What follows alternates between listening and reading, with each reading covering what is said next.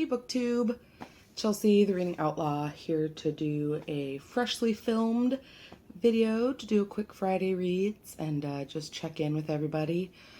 Oh fuck, man, it has been a week, you guys. It has been exhausting. I just don't have it in me right now to do the makeup, put in my contacts. I'm so fucking tired, you guys. Between my own personal tragedy, between my grandma passing, and then everything that happened in Orlando. And I just was talking to some British friends of mine about an MP who was apparently just shot and stabbed at a community event that she was doing. It's just, I don't know what to say. It's just really tiring and really hard. I'm a person who has control issues, admittedly, so I don't always do well with things that are outside my scope of control. But even then, I always try to look for ways to help, and I've done a lot of those things. I've donated money to the GoFundMe for Orlando, which I will link down below. I've talked to the teens in my library. I've tried to have as much influence as I can on the circles that I touch, but it's just really fucking hard, you guys, and it's really tiring.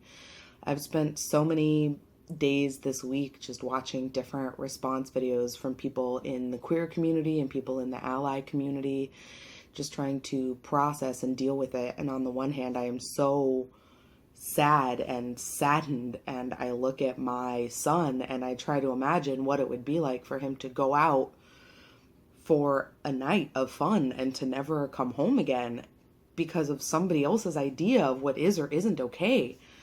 And I just get so heartbroken, but then I get so angry because there are so many institutions in this country that allowed this person, this hateful criminal, to do the things that he did in the way that he did them. And it's just too fucking much, man. And I am trying so hard to not let apathy and fear and resignation win, but every time it seems like we take even the smallest step forward, we take 18 million giant steps backwards. And I'm not in the best place right now. Okay, we're going to transition and talk about the books. Because of all the stuff I just mentioned, reading this week has not been my usual priority that it is. I already had to DNF one book for Tome Topple.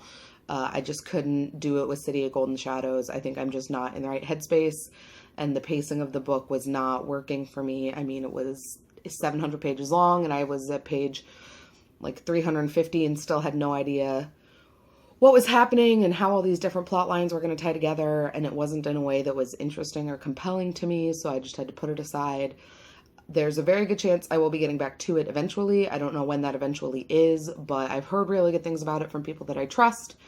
So I'm going to give it another go. I just think that right now is not the time for that.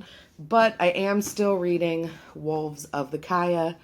I did get new bookmarks this week. I got little mini princess bookmarks. There's a little Merida. She's hanging out because she's a badass fighter lady, which is relevant to the story of Wolves of the Kaya. So I am planning on finishing this for Tome Topple. This will probably be the only tome that I get through during the actual Tome Topple readathon period. But that's okay because this was probably the one that I wanted to finish the most. Like I said, it's really important to my own personal goals to finish up the Dark Tower series this year, and I'm making good progress and I'm enjoying it.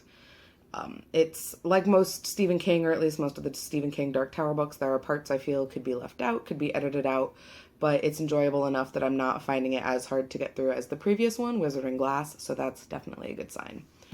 And then I also picked up another, I guess this is technically a tome, but there's no way I'm going to finish it by the way Tome Topple ends, but it is View from the Cheap Seats by Neil Gaiman. This is a collection of his nonfiction essays he's written, introductions to other books, articles.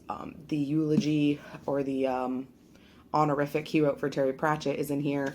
I have, in addition to the Disney Princess set, I got a Harry Potter set. So I figured that Tiny Baby Hagrid was the most ideal placekeeper in my Neil Gaiman book. I'm really enjoying this. My brain right now just can't handle anything long. It just can't. I just am not up for it. So these are nonfiction. They are really hopeful. The ones in the beginning are all about the powers of books and reading and literature and telling stories. And that's something I need to read right now. So this feels like a very kismet book, and I'm really glad that I picked it up. I love Neil Gaiman. I feel he works best in short form as opposed to long form. So I'm just really looking forward to having this by my side to take my time with and get through.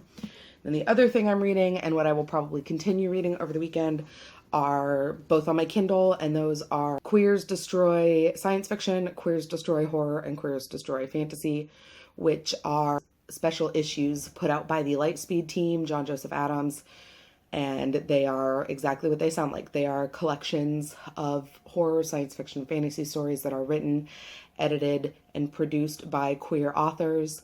I am just, it feels like that's what I need to be reading right now. Not only are they short for my brain to digest, they are giving own voices to a community that in the past week it's been